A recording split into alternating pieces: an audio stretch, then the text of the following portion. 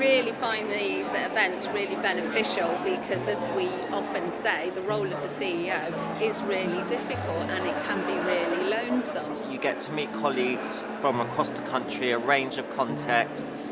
It's reassuring and motivating in equal measure. What these events do that is really helpful is it enables you to reconnect with the bigger issues at play and talk to people who've got similar experiences, might be at similar points as you in your journey, and actually to remember things that you might not be focused on when you should be.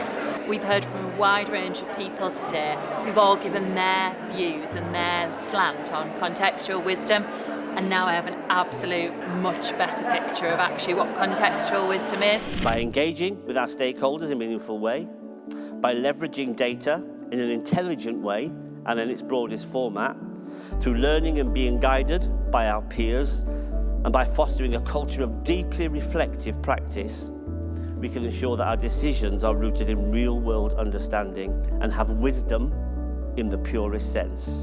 As soon as I'm here and I start to hear inspirational speak and get the chance to connect with everybody, I'm reminded of why it's so important as a CEO that I am here.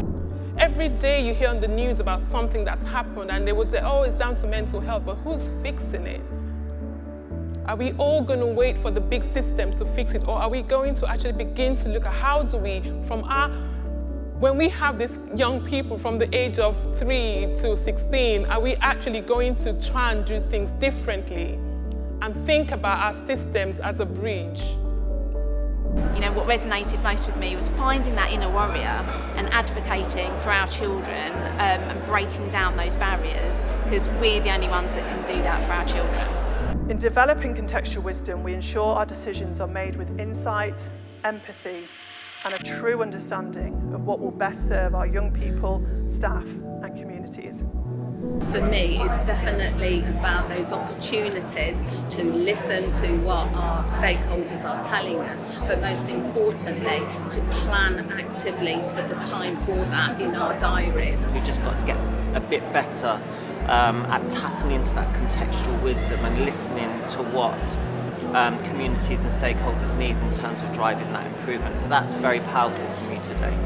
Everyone in the room wants children to succeed, and everyone in the room knows there are some children who are going to struggle to do so and have a mountain to climb.